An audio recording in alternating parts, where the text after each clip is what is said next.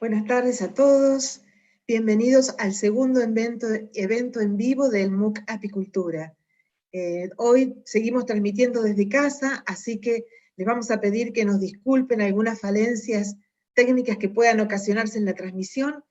El vivo anterior salió muy bien gracias a Tomás Golfar, que es quien nos asiste en toda la parte técnica de este evento, y toda nuestra organización, estamos todos, cada uno desde su casa, tiene que ver con todo un equipo que está trabajando en el backstage de este vivo.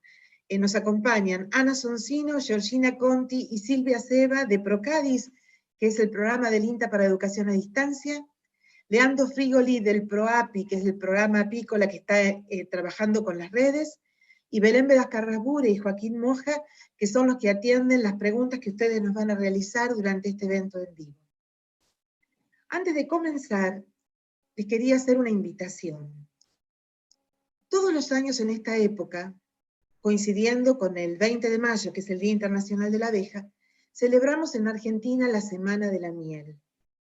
Este año, por el tema de la pandemia, la Semana de la Miel no se va a poder realizar como la conocemos, porque no puede haber ferias, ni encuentros, ni degustaciones de miel, ni el encuentro entre los apicultores y sus consumidores, en una forma tan directa y tan fantástica que lo vinimos haciendo desde hace ya 5 años en Argentina. Entonces, este año dijimos, bueno, no puede tampoco pasar desapercibido el tema del Día de la Abeja, y queremos seguir celebrando, a pesar de la pandemia y de tener que quedarnos en casa. Entonces, ahora va la invitación. A partir de hoy, nosotros empezamos desde INTA ProAPI Argentina una campaña que no es una semana porque son 9 días, empieza hoy, el día 12, que se llama Sumale miel a tu vida. Este es el mismo eslogan que tuvo la campaña de la Semana de la Miel en Argentina durante todos estos años, y nosotros nos subimos a ese eslogan, Sumale miel a tu vida. ¿En qué va a consistir? Es una campaña que nosotros vamos a hacer en las redes y en 2 páginas que seguramente ustedes van a poder leer en el chat. Van a poder encontrarnos en la página del INTA, que es inta.gov.ar/apicultura, o en la página de RedLAC, que es redlac-medioaf.org. La campaña consiste en que todos los días nos vamos a encontrar con una novedad, un aspecto diferente de lo que es la miel y las abejas. Entonces, todos los días hay un flyer con una pregunta y un experto, una persona con experiencia, una persona que quiera pasarnos su vivencia, nos va a sintetizar en 2 minutos ese concepto que nosotros queremos preguntar. Todos los días la persona cambia, la pregunta cambia, y además tenemos un plus, ¿no? Porque no solamente hay un equipo de expertos, que son muchos del equipo del ProAPI, del INTA, sino que también tenemos a los apicultores argentinos que han adherido de muy buena gana a esta campaña, que los vamos a encontrar también en los últimos días de la campaña, el 19 y el 20 vamos a encontrar, además de nuestros expertos apicultores argentinos, que quieren contarnos sobre qué sienten y qué hacen con las abejas. Y también tenemos gente que usa la miel para productos, para hacer otros productos. Por ejemplo, en Argentina, creo que debe ser en toda Latinoamérica al menos, está muy de moda la cerveza artesanal, y una cerveza es la Honey, que es recomendable, muy recomendable, y entonces vamos a tener a una persona que nos hable de eso. Y también el domingo vamos a tener un plus de la campaña, que es que los famosos cocineros argentinos, que muchos estamos viendo en el canal Gourmet y demás, por Instagram nos van a brindar sus recetas con miel. Entonces, es realmente una forma de encontrarnos, de estar cerca, hasta que podamos vernos y saborear la miel juntos otra vez. Mientras tanto, los esperamos en nuestras páginas inta.gov.ar/apicultura y redlac-medioaf.org. Esperamos encontrarnos ahí a partir de hoy. Gracias. Otro tema más antes de empezar el vivo de hoy. A nuestra mesa de ayuda llegaron muchas consultas con respecto al funcionamiento de los grupos de WhatsApp, de las redes y demás. Queremos aclarar que nosotros no tenemos ninguna injerencia en esos grupos. Esos grupos se gestaron y se administran en forma particular. Nosotros no tenemos nada que ver ni con los intercambios, ni con los contenidos, ni con la gente que ingresa o que se bloquea dentro de un grupo. Nosotros nos encontramos en los foros oficiales del curso, en la plataforma MOOC.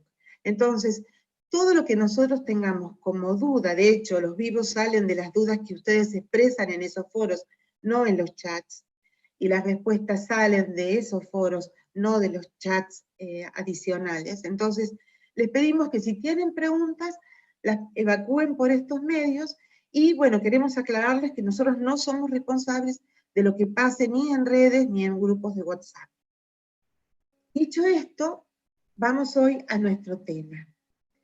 En este vivo es el primero de 2 vivos que tienen que ver con el desarrollo del módulo 2. Por lo tanto, para ordenarnos y para poder tener en cada uno de los vivos especialistas en temas a los cuales les podamos preguntar y podamos de alguna manera concretar la información, la mejor información sobre cada cosa, nos hemos ordenado de esta forma.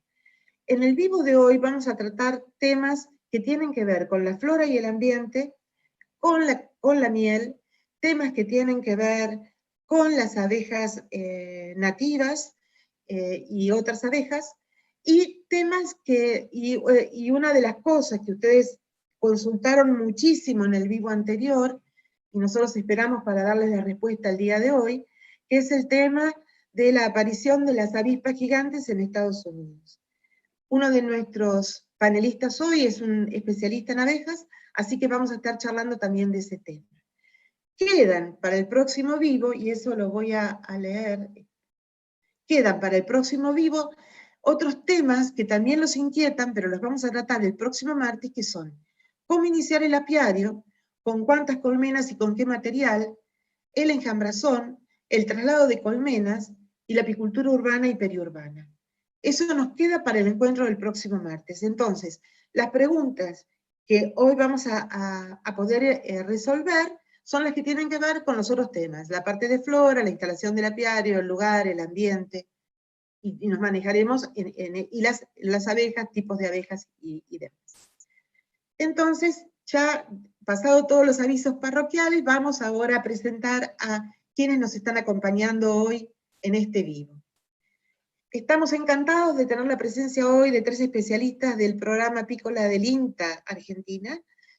Son 3 personas sumamente valoradas y queridas, no solamente por el equipo, sino también por los apicultores y por otros pares que los tratan cotidianamente. Entonces, quiero darle la bienvenida muy especial, en primer lugar, a Laura Gurini. Laura Gurini trabaja en INTA Delta, es una especialista en flora y calidad de miel, reconocida no solo en el país, sino en el mundo. Realmente Laura es una de las autoridades en estos temas, y por eso decíamos, bueno, aprovechemos hoy para tratar esto, porque de flora y de miel, Laura es prácticamente una autoridad indiscutible. Le agradecemos a Laura su presencia. Laura está desde su casa también en Campana, o sea, cada uno está acá desde su casa. Entonces, si tenemos algún inconveniente, vuelvo a decir, tenemos que desconectar y volver a subir nosotros. Ustedes no hagan nada, de acá van a hacer todo, o sea que tranquilos con eso, que de acá vamos a solucionar. Bueno, agradeciéndole a Laura su presencia, vamos a la segunda panelista, que es Carolina López. Carolina López también trabaja en INTA Delta, y también su tema son la flora, pero sobre todo el ambiente, y ella tiene otra característica que la hace también autoridad en lo suyo, que es la práctica de campo. Carolina es también una técnica de campo, además de conocer sobre flora y sobre ambiente. Gracias, Carolina, por estar con nosotros hoy, y bueno, en un ratito ya vamos a empezar a conversar. El tercer panelista es Gerardo Ginari.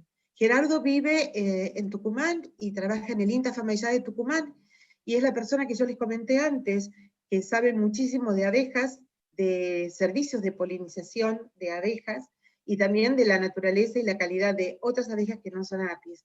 Entonces con él vamos a tratar estos temas específicos hoy. Como les estaba comentando, gracias Gerardo, antes de pasar al tema, muchísimas gracias a los tres por estar y compartir este rato con nosotros y con todas las personas que nos están acompañando también desde sus casas en este vivo. Como les estaba comentando, la semana pasada hubo una cantidad enorme de preguntas con respecto a la aparición de estas avispas gigantes en Estados Unidos. La prensa toma algunos aspectos, generalmente hay mucho de dramatismo en las noticias, entonces nos pareció muy oportuno dejar estas preguntas para hoy preguntarle a Gerardo específicamente. Gerardo, ¿qué se sabe de estas avispas? ¿Y qué nos podés contar para que nosotros podamos de alguna manera aclarar qué es lo que está pasando? Gerardo. Hola, buenas tardes a todos. Bueno, como muchos ya saben, el tema de estas avispas se ha viralizado. Nosotros como equipo hemos consultado a especialistas de Estados Unidos y bueno, lo primero que nos han dicho es que quieren sacar un poco de foco el coronavirus. O sea, lo que ha pasado concretamente es que se han detectado dos colonias en dos ciudades distintas, una en Canadá y otra cerca de Washington. Se ha aprovechado, digamos, este tema como para utilizarlo anteriormente para vender publicidad, seguramente. Pero, por otro lado, sí es preocupante cualquier invasión biológica, o sea, es la peor amenaza para cualquier país, cualquier región del mundo, para la biodiversidad de insectos nativos. En este caso, la familia Vespidae y sobre todo los avispones asiáticos son famosos por el tamaño, por el tema que se alimentan de colonias. La abejita asiática, que es Apis cerana, que está adaptada miles de años a este depredador, tiene un mecanismo de defensa que la abeja europea o la africanizada no lo tiene. Entonces, 20, 30 avispones pueden tomar dominio de la colonia, las cortan con sus mandíbulas a las abejas y no les ofrecen resistencia y con eso alimentan las crías. Es más o menos como poner un zorro en un gallinero, digamos, a nivel biológico. Entonces, la cuestión es esta, o sea, tratar de entender cómo llegó, tratar de prevenir. Una de las hipótesis, por ejemplo, es el tema de que la utilizan para consumo en Japón y Corea. Entonces, que alguien la haya llevado para tener ese elemento gourmet en su dieta. Y bueno, sería una de las hipótesis y lo más probable es que haya ido con alguna embarcación comercial, algún nido en los contenedores, así como otros himenópteros que han sido invasivos a nivel mundial, como la hormiga argentina, que es famosa en todo el mundo, van generalmente en las patas de los contenedores, algún nido, y después tienen una capacidad de expansión y la ausencia de predadores o de control.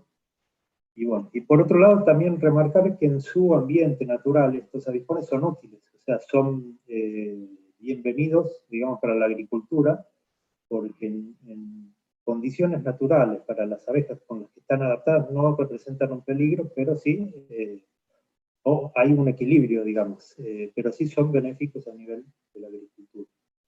En general estas abejas, estas avispas, la familia Vespidae, son la gran mayoría sociales. ¿Qué quiere decir? Que tienen, al igual que las abejas melíferas, castas.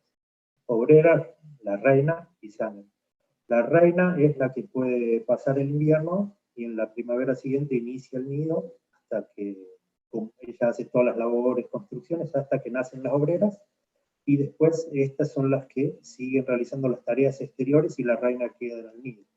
Los lugares donde suelen anidar, sobre todo los avispones, es en madrigueras, en huecos de árboles y también construcciones humanas. Después dentro de la familia hay otras como la chaqueta amarilla que tienen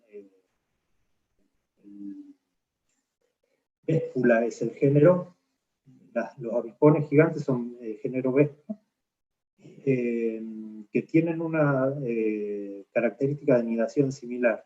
Y después otra muy parecida que también ha sido introducida en el sur de nuestro país y en Chile, que es la polibia. Es otra avispa que la llaman cartonera porque utilizan materiales celulósicos para construir el nido.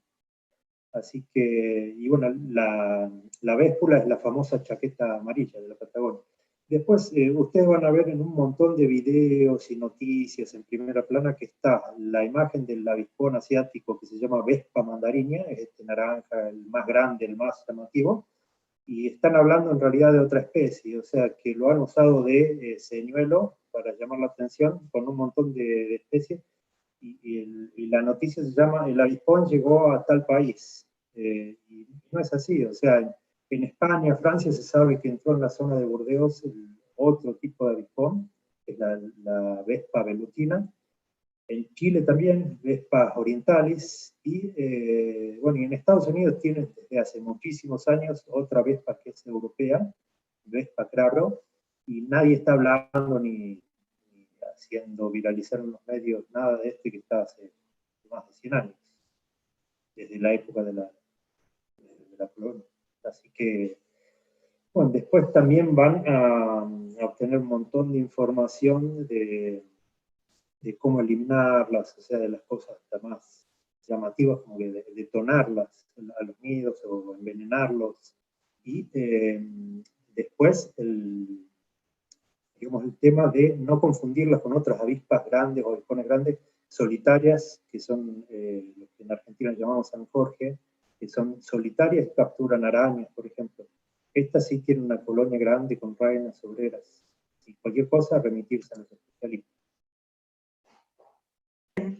Muchas gracias, Gerardo. Creo que queda claro que es realmente una cuestión de comunicación esto, que no hay que alarmarse ni alarmar, que siempre hay que estar atentos y que creo que la enseñanza es que cualquier animal en su ambiente puede ser beneficioso, si lo sacamos de ahí puede llegar a ser peligroso. Entonces eso nos tiene que quedar claro para no andar haciendo cosas raras, llevando bichos de un lado para el otro que pueden ser un problema después.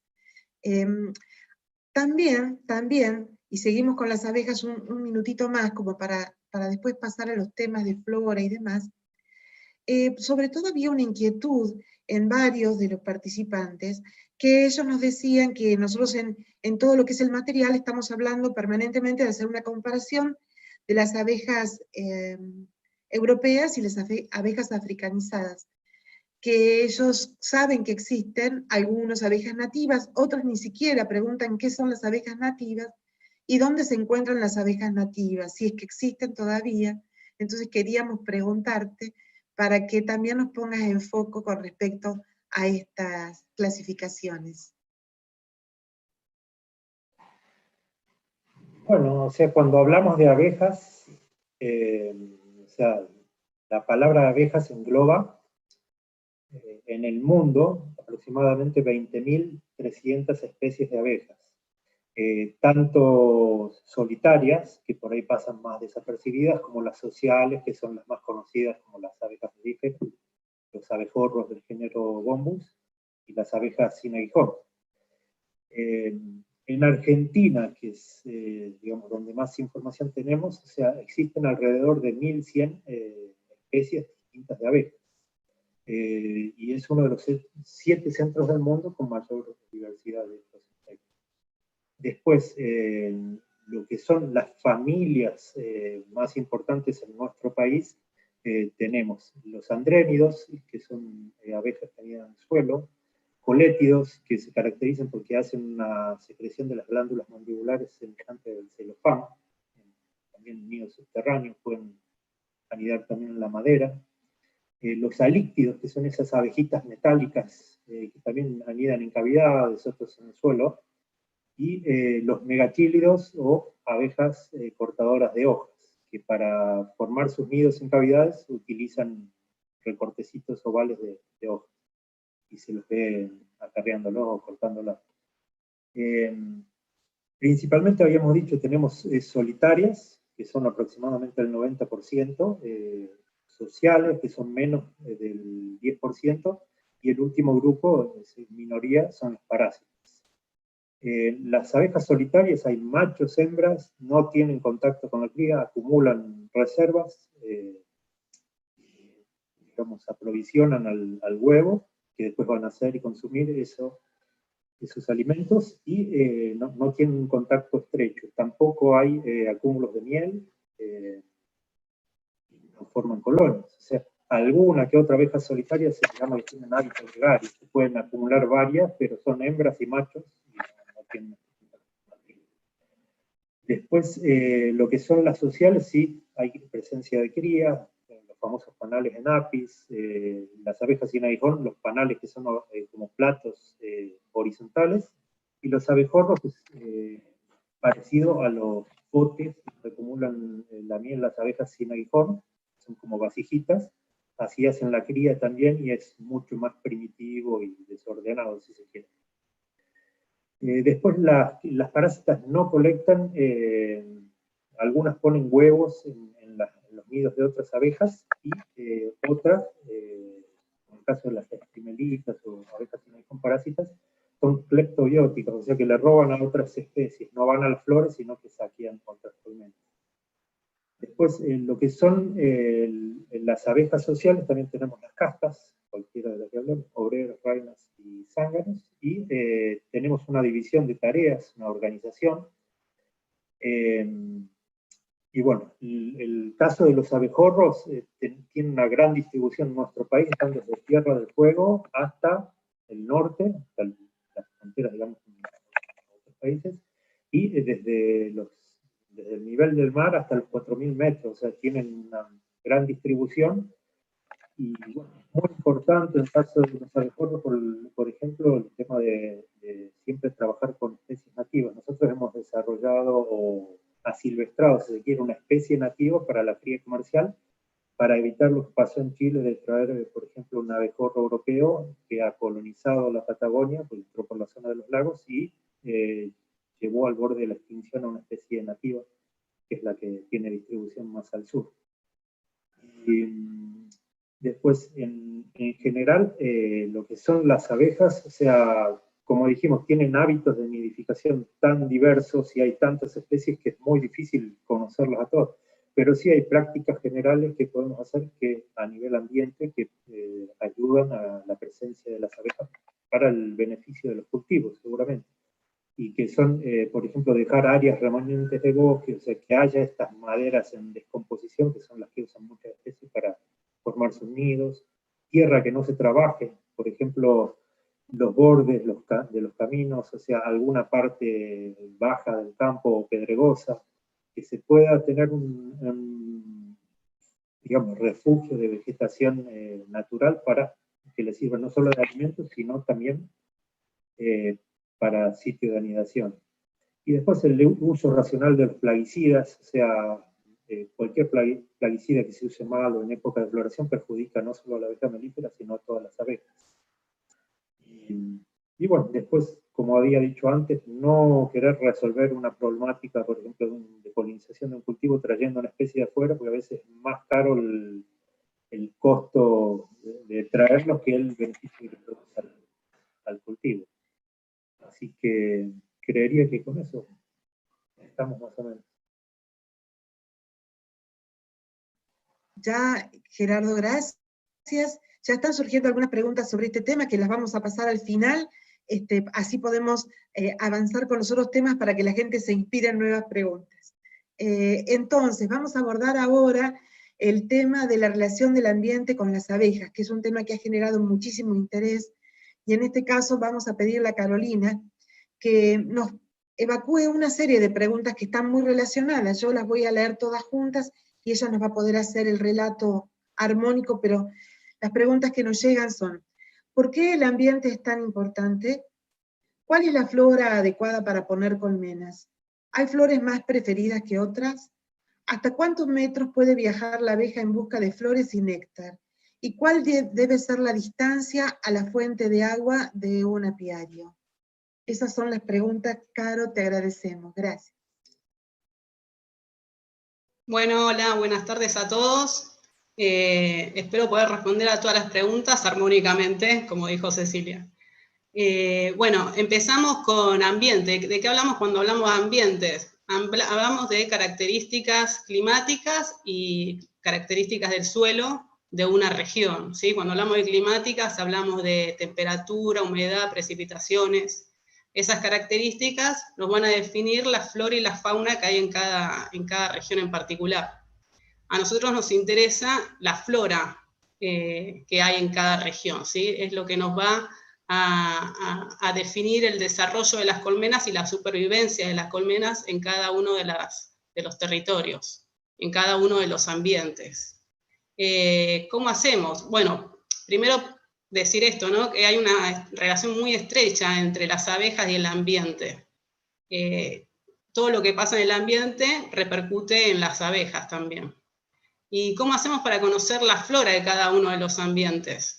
Bueno, tenemos que hacer un seguimiento. Los apicultores son muy observadores y saben qué flora hay alrededor de sus apiarios. Pero si no las conocemos, tenemos que hacer un reglamento de las flores, de las floraciones, de la época de floración, y hacer las curvas de floración que nos van a ayudar al manejo, a hacer un buen manejo de las colmenas.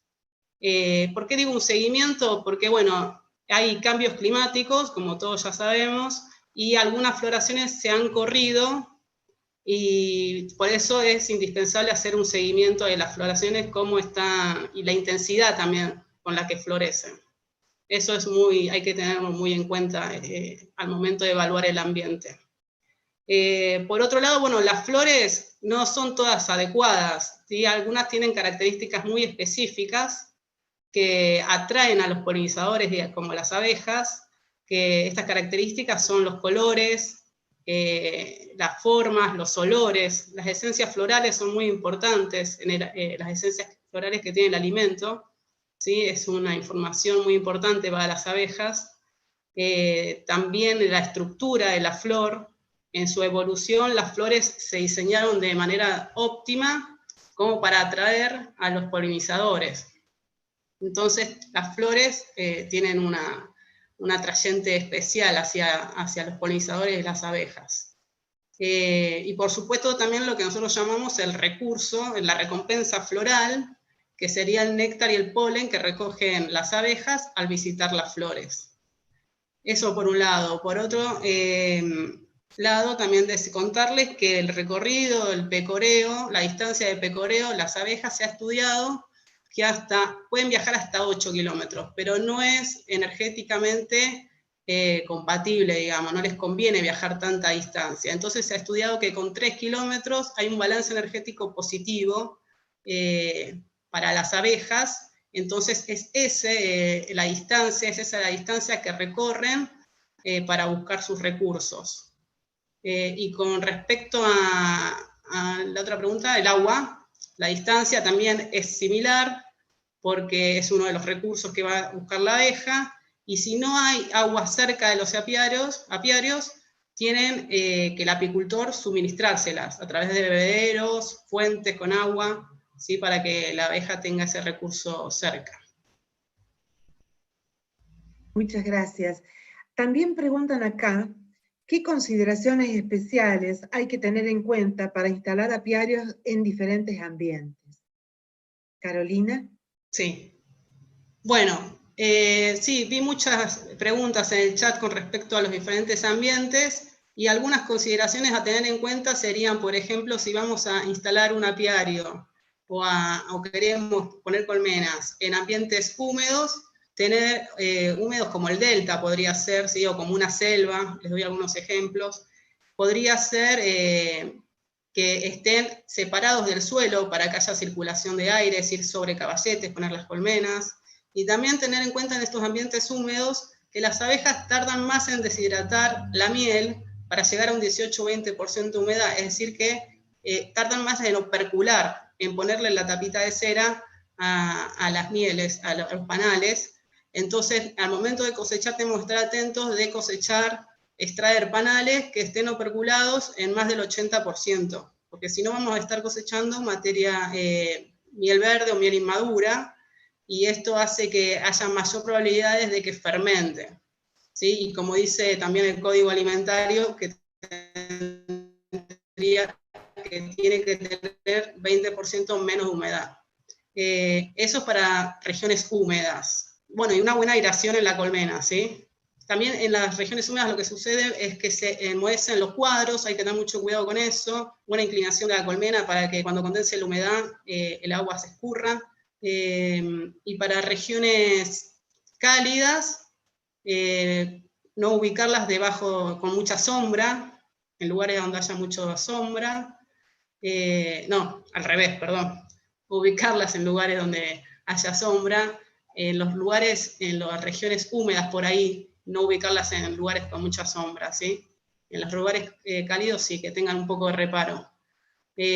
También la aireación es muy importante, y también el tema de los caballetes para la circulación de aire. Y en regiones frías también había muchas preguntas. Se puede producir, por ahí no en lugares extremos, por supuesto, pero sí se puede producir. Hay que tener consideraciones en el manejo, por ejemplo, en la invernada, en prepararlas muy bien para la invernada, que tengan el alimento necesario para no tener que abrirlas. Y hay ejemplos, por ejemplo, de producción en Canadá, donde las juntan, hacen conjuntos de colmenas, de 3 o 4 colmenas, y les ponen como un poncho tapándolas a todas, para protegerlas de la nieve y también darles un poco de calor. Pero hay ejemplos de producción de miel, por ejemplo en Chile, en la Patagonia chilena, la miel de ulmo, que se hace en la región de los lagos, que es Patagonia chilena, así que, y acá también, bueno, en Argentina, en la Patagonia, en Neuquén, también Bariloche, toda esa parte se produce miel y son regiones frías. Bien, bien, muchas gracias, Carolina. Ahora vamos a preguntarle a Laura una serie también de preguntas que tienen que ver con la flora, y una de las preguntas que se reitera es, más allá de la flora natural de cada zona, ¿qué se recomienda plantar para reforzar la alimentación de la colmena? Laura. Hola, buenas tardes a todos. Lo que podemos considerar es que para sembrar, sí es posible sembrar para las abejas, pero lo que sería ideal es hacer un cultivo solamente para aumentar el recurso floral en los momentos en que se produce un bache en la curva de floración. El tema es que si existen muchas colmenas y hay que generar alimento para todas ellas, económicamente no es una condición que sea viable económicamente, ¿no? Entonces, algunas posibilidades son sumar la apicultura a otras actividades productivas. Y si se siembra, sembrar pasturas de doble uso, por ejemplo, que podría ser ganadería y apicultura. En ese caso se pueden instalar pasturas que tengan crucíferas y leguminosas, por ejemplo, colza, melilotus, alfalfa. Otra posibilidad es poner algunos cercos vivos o también cortinas forestales que sean de uso apícola. Otra posibilidad interesante es sumar la apicultura a los sistemas silvopastoriles, que son sistemas que se están desarrollando mucho en Latinoamérica y el Caribe. Sudamérica, digamos, ¿no? Y el Caribe. En este caso, hay muchas posibilidades de manejar los montes, que pueden ser tanto montes nativos como montes implantados.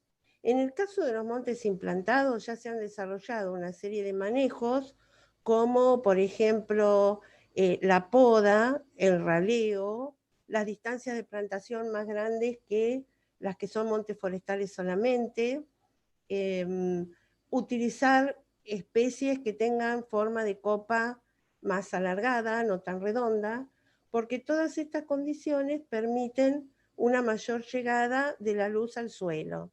Y eso da la posibilidad de que se desarrollen pasturas, hierbas y arbustos que pueden servir tanto para alimentación del ganado como para ser utilizadas como flora apícola. Esto lo podríamos enganchar con una pregunta que habían hecho de si las abejas utilizan los árboles para extraer néctar o polen. Sí, utilizan mucho los árboles, son un recurso sumamente importante en los bosques y en los montes, y las abejas pueden extraer néctar, como por ejemplo el caso de todos los prosopis, que se extienden por toda Sudamérica y América Central. Los prosopis, por ejemplo, como el mezquite y como el algarrobo en Argentina, que aclaremos no es el mismo algarrobo que el de Europa, que es otro género, es otra planta. También pueden extraer, bueno, de los eucaliptus, que ya son montes implantados. Lo otro que pueden extraer es polen, que por ejemplo del quebracho colorado, y acá en Argentina es muy común el polen de sauce, que tiene una floración de un mes aproximado, y hay sauces que son nativos, pero también hay sauces implantados, que si tenemos en consideración que hay muchos clones que se instalan, permiten tener una floración un poquito más larga. Y es un polen de bastante buena calidad para las colmenas. Otra posibilidad es que extraigan propóleos de los árboles, como es el caso muy conocido de los propóleos de eucaliptus de Brasil, o los propóleos de populus, de álamos, de Argentina. También pueden extraer mielatos de las colmenas, que son sustancias que generan las abejas, no que generan las abejas, sí, las generan las abejas. En realidad hacen una miel que se llama miel de mielato o de mielada, que tiene que ver con insectos que se alimentan de savia y excretan los azúcares que no pueden digerir, y esas son las sustancias dulces que utilizan las abejas para hacer la miel. Pero lo interesante es que esta miel está considerada como miel en el Código Alimentario. No me acuerdo si hay alguna otra cosa en esa misma pregunta. Bien, gracias, Laura. Mira, ya están llegando preguntas y acá hay una que tiene relación con lo que vos estabas conversando y nos están preguntando en relación con la abeja y el ambiente, ¿qué tal son las flores de pastizales naturales de la depresión del Salado para poner colmenas? ¿Sirven los pastos para esto? Y otra pregunta, si los montes de reparo de eucaliptus son buenos. Bueno, vamos a decir que en realidad, si yo hablo de pastos lo considero gramíneas, en realidad no son muy buenos para las abejas. Lo que pueden extraer de las gramíneas en general es polen, y es un polen bastante pobre en calidad. Y en cuanto al reparo de los eucaliptus, sería bueno que no estuvieran a la sombra de los eucaliptus, sino que solo fueran cortinas forestales, y en realidad hay que considerar que hay algunos eucaliptus que tienen un polen que es bastante pobre para las abejas y no son suficiente alimento. Pero sí se pueden obtener propóleos y miel, porque hay mieles monoflorales de eucaliptus. Bien. Acá también, Laura, nos están preguntando qué tipo de apicultura es mejor realizar, si la fijista o la migratoria, y en cuál se obtienen mejores beneficios. Bueno, en realidad se pueden obtener buenos beneficios de las dos maneras. Nosotros instalamos el apiario en un lugar que consideramos apto, pero no necesariamente tengamos floración durante toda la temporada. Entonces, muchas veces el apicultor traslada sus colmenas o para conseguir recursos en algún momento de la temporada, o para servicios de polinización, o también para buscar algún producto que le interese, como la producción de polen o la producción de algunas mieles diferenciadas por su origen botánico, por ejemplo, ¿no? O, bueno, esas son en general las posibilidades de buscar También pueden trasladarse a ambientes de floración más temprana para multiplicar colmenas.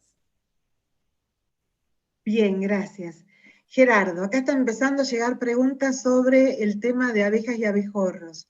Uno pregunta, ¿por qué no se puede aprovechar la miel de los abejorros? Bueno, principalmente los abejorros no producen o no acumulan una gran cantidad de miel. Si uno maneja las colonias, o sea, generalmente pueden tener una reserva para 3, 4, 5 días, lo que sería la presencia de días lluviosos. O sea, no hacen una reserva para pasar el invierno porque de hecho la colonia no lo pasa el invierno. O sea, produce reinas que se fecundan y quedan en el ambiente, como dijimos, de los avipones, una biología similar en ese caso. Y las reinas son la única casta que sobrevive el invierno en el ambiente, en alguna cavidad. Entonces no hay una producción de miel. Bien, muchas gracias. Les quiero contar que somos 1.698 personas conectadas en este momento, que estamos compartiendo este vivo con participantes de México, Venezuela, Argentina, Panamá, Honduras, Perú, Chile, Uruguay, España, Nicaragua, Colombia, Bolivia, Alemania, Puerto Rico, Guatemala, Ecuador, Brasil, Paraguay, Australia, Costa Rica, Malasia, Islas Baleares, República Dominicana y Nueva Zelanda. Así que todos bienvenidos y muchas gracias por estar acompañándonos en este vivo del MOOC Apicultura. Caro, acá tenemos algunas preguntas que tienen que ver con, nos preguntan, ¿por qué la falta de floración ocasiona el pillaje? Bueno, porque hay faltas de recursos, ¿no? A ver, falta de floración, hay falta de recursos para las abejas y pueden ocasionar que busquen recursos dentro de otras colonias. Pero generalmente el pillaje ocurre cuando alguna de las colmenas es mucho o es más débil que otras, ¿sí? Por eso siempre se recomienda de que todas las colmenas estén parejas, que sean todas fuertes, entonces la probabilidad de pillaje es mucho menor. Bien, gracias. Otra pregunta. ¿Qué pasa cuando han llenado un panal de miel? Claro, esto tiene que ver con lo que vos hablabas de la operculación en climas húmedos. Entonces preguntan, ¿qué pasa cuando han llenado un panal de miel, pero después de 2 meses no operculan, sino el 30% del panal? ¿Qué podemos hacer? Él está hablando de una zona húmeda de 2.760 milímetros anuales. Llueve todo el tiempo. Sí, Demasiado. demasiada lluvia. Y mucho la verdad que no se puede hacer porque ese proceso es natural de las abejas, de la operculación. La verdad que no sabría qué recomendarle, pero si las cosecha con ese porcentaje de operculado, va a tener una miel verde y con mucho porcentaje de agua, y la probabilidad de que fermente va a ser mucho más grande, ¿no? Y no va a cumplir tampoco con los requisitos del Código Alimentario con el cual todos tenemos que cumplir. Bien, gracias. Gerardo, acá viene una pregunta. Acá hay un participante que dice que vive en una zona agrícola, se siembra alfalfa y maíz y que utilizan agroquímicos. ¿A qué distancia debe estar la colmena apiario para asegurar que su ambiente sea seguro y las abejas no mueran?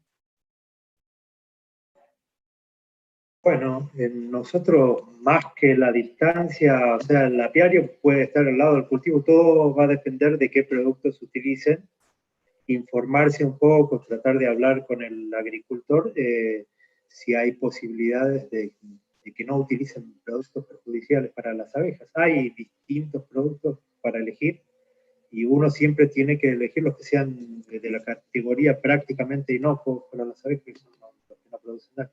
Después hay una serie de buenas prácticas agrícolas, o sea, en cuanto a los momentos de aplicación, a última hora de la tarde, cuando ya las abejas no vuelan, evitar aplicaciones de floración. pero si tenemos un vecino que es imposible, o sea, tenemos que estar a 3 kilómetros, que es el área de forrajeo de las abejas. O sea, pero lo ideal es llevarse bien y tratar de estar informado, inclusive sensibilizar al agricultor.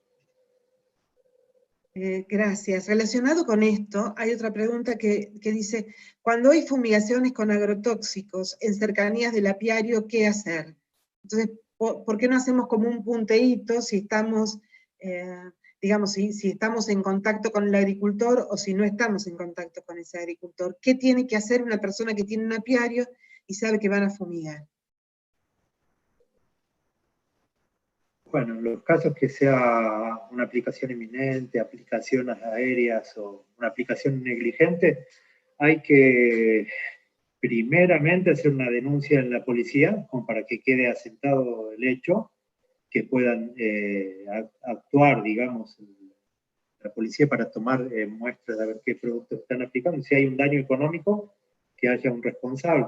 Lo ideal sería no matar abejas, pero sí existen casos donde la negligencia justamente lleva a estas medidas extremas. Y hay que revisar las legislaciones de cada municipio o provincia para ver el tema de ubicación de colmenas y las prácticas, digamos, que están prohibidas en cuanto a la agricultura y abejas. O sea, qué productos no se pueden aplicar y bajo qué condiciones. Perfecto, muchas gracias. Laura, acá hay preguntas sobre la miel. Hay una pregunta que dice, ¿es verdad que puede variar el sabor de la miel? ¿Por qué hay diferentes colores de miel? ¿Influye el color? ¿Qué propiedades varían con los colores? Bueno, las características de la miel dependen de la flora que utiliza la abeja para extraer el néctar. Hay propiedades como el color, el olor, el sabor, el gusto, la textura, que dependen de eso. No solamente esas características, que son más las características sensoriales, sino también las propiedades físico-químicas, porque, por ejemplo, los contenidos en azúcares también dependen de la flora. Otra cosa que también depende de eso son las propiedades de la miel, que tienen que ver con ser, por ejemplo, antibacteriana o antioxidante. Y eso depende de los fenoles que presenta y, bueno, varían con los distintos ambientes de acuerdo a la flora. Eh, mucha, veo que por ahí dice, hay una pregunta que dice si sobre las mieles monoflorales, ¿no? El tema de las mieles monoflorales es que si bien yo puedo obtenerlas, tengo que hacer determinados manejos. Por ejemplo, si llevo las colmenas a una floración que quiero que usen las abejas, necesito que los panales estén vacíos de restos de otras mieles, tener en cuenta que no haya otras plantas favoritas de las abejas, como por ejemplo los eucaliptos, porque tienen preferencia por eso. Otra característica es que habría que poner medias salsas, porque las abejas las llenan mucho más rápido que el alza completa, ¿no? Que el alza entera. Y también habría que colocar las colmenas en ese cultivo o en esa flora cuando esté en floración plena, y retirar las colmenas de esa floración cuando aparecen otras floras que pueden competir con la que a nosotros nos interesa.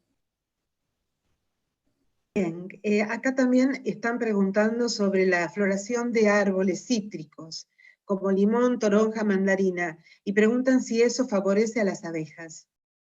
Bueno, las abejas utilizan mucho los cítricos, en realidad también son mieles que son preferidas por los consumidores, sobre todo por los aromas que tienen. Sí, también depende de lo que nos interese, porque hay que tener cuidado en los lugares donde el cultivo de cítricos tiende a ser cultivo sin semillas. Hay que, en realidad es más complicado poner colmenas porque se polinizan más rápido que sin abejas, ¿no? Y las mieles de citrus tienen características muy interesantes como el olor, el color, y a veces no podemos determinar solo por el origen botánico, por la cantidad de polen que contienen esas mieles, sino que también se usan marcadores químicos como el antranilato de metilo y la esperidina. El antranilato de metilo es justamente lo que le da a las mieles de citrus el olor de los azares. Perfecto, gracias Laura. Carolina, acá nos están preguntando cómo nos podemos dar cuenta si la cantidad de flores que tenemos en un lugar va a ser suficiente para mantener a todas las abejas.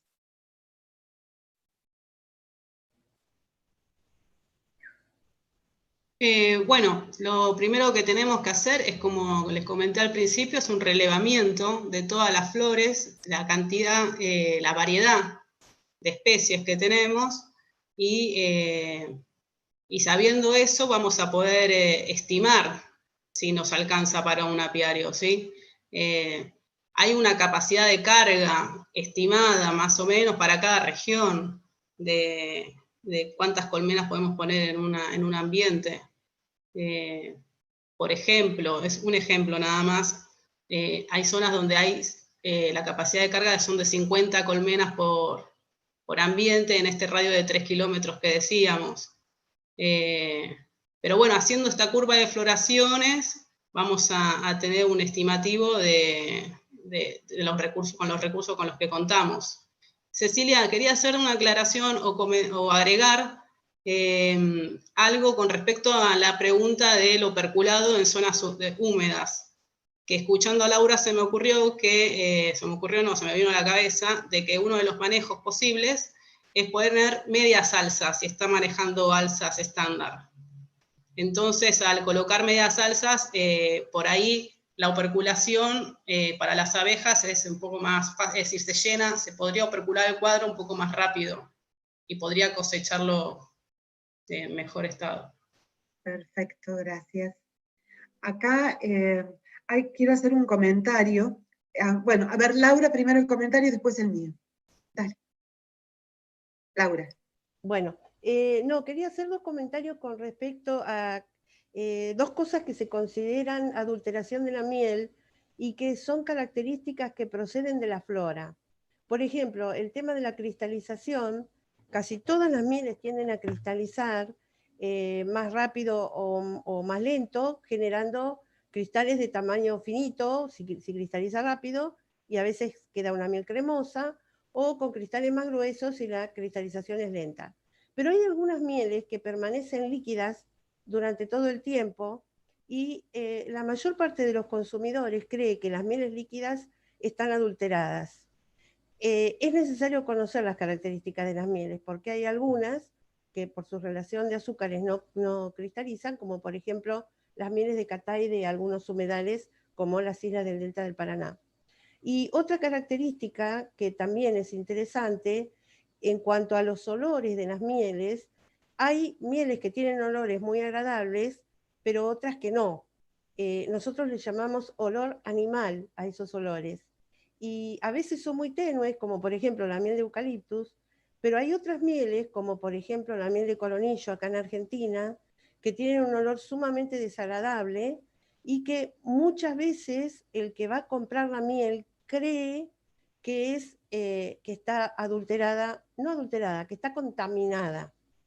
Es importante también conocer este caso para saber que no es que esté contaminada, sino que el olor procede de la flor de donde se genera esa miel, que tiene que ver con que es una planta que es polinizada por moscas y por eso tiene ese olor para atraer a las moscas.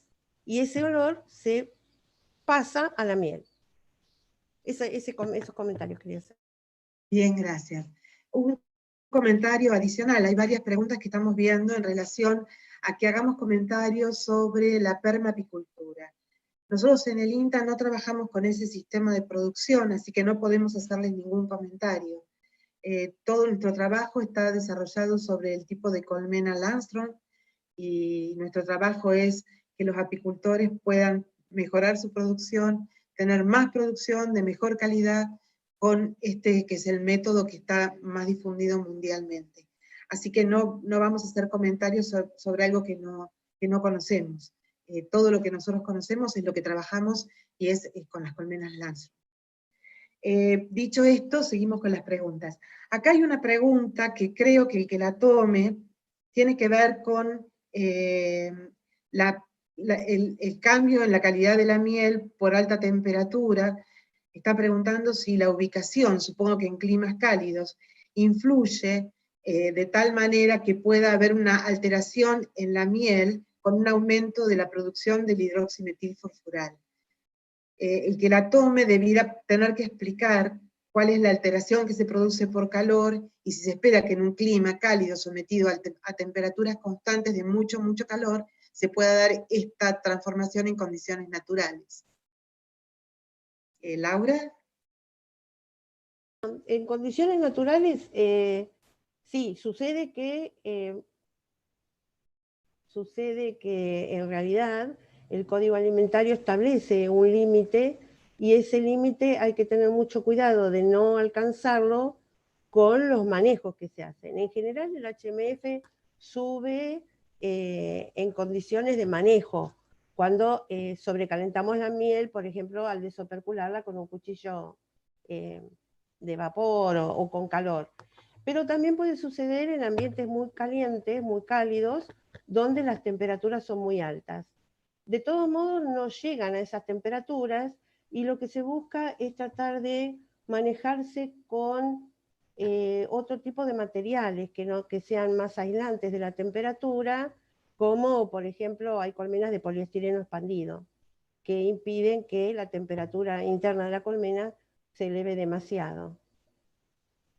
Bien, perfecto. Entonces, tiene que quedar claro, porque eso no está dentro de los materiales del curso, pero es una pregunta que no llega, creo que no está en los materiales todavía, al menos en este módulo, que el hidroximetilfurfural es un compuesto que se da en condiciones de manejo de almacenaje malos para la miel, que aumenta y que es castigado comercialmente. Entonces, nosotros no buscamos que eso aumente. Mantener un nivel bajo implica mantener una miel de calidad. Puede darse, como dice Laura, en algunas condiciones ambientales de calor extremo puede darse, pero lo que se busca siempre es que el apicultor trate de mantener esos niveles durante el procesado y el almacenaje en niveles bajos. Para eso hay prácticas adecuadas que nos permiten no aumentar lo que en condiciones naturales se nos da. Antes de seguir con las preguntas, quiero hacer un comentario. Nos está viendo gente de SENASA. SENASA es el Servicio Nacional de Sanidad Animal de la República Argentina, y ellos están poniendo a disposición su aplicación para las denuncias que pueden hacerse, que tienen valor legal, cuando estamos en estas condiciones de haber sufrido una pulverización con un agroquímico sin anticipar al apicultor y tenemos problemas de mortandad de colmenas. Entonces, en Argentina, SENASA ofrece esta aplicación que tiene valor legal de denuncia, como para que los apicultores la puedan tener en cuenta al momento de tener algún evento de este tipo en sus apiarios. Muchísimas gracias a SENASA y nos alegra tenerlos en el curso. Bien, seguimos. Entonces, ya vamos a tener que ir terminando. Acá hay alguien, Laura, vamos con esta porque tiene que ver con los consumidores también. Escuché que la miel no tiene fecha de vencimiento, ¿es verdad? Bueno, es verdad en cierto aspecto. Sigue siendo endulzante, pero con el paso del tiempo la miel va perdiendo propiedades.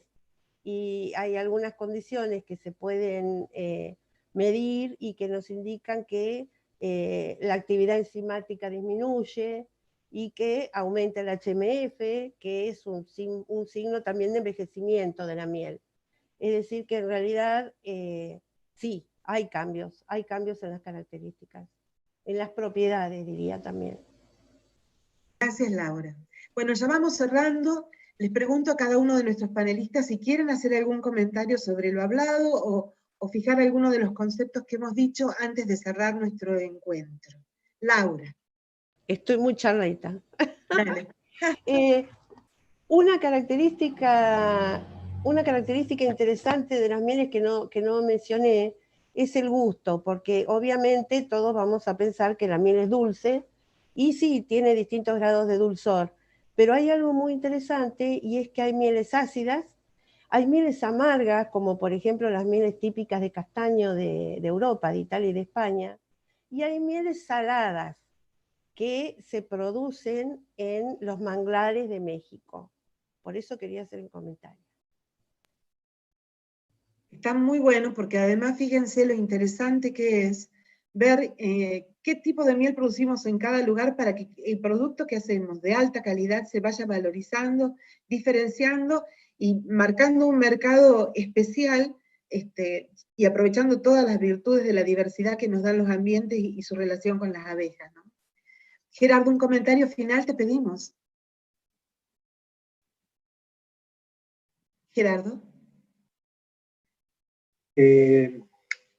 No, nada, o sea, está bueno, esto que comentaron de la app, la verdad que se me había pasado.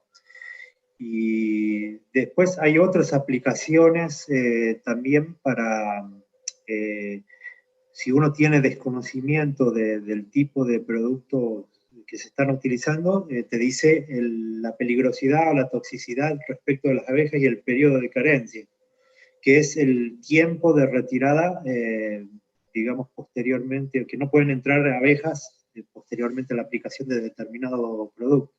Y hay una aplicación de BioBest, la firma que trabaja un abejorro, que se llama Efectos Colaterales, que se busca tanto para Android como para iOS, y bueno, eso es, yo lo consulto bastante para, si es algún producto que no conozco, te tiro las características. Gracias. Caro, como para cerrar tu mensaje.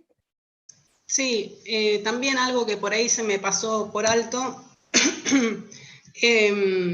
no, tener en cuenta que según el ambiente, también la flora que tengamos en el ambiente nos va a permitir decidir nuestro objetivo de producción, ¿no? Que no todos los ambientes se puede producir todo.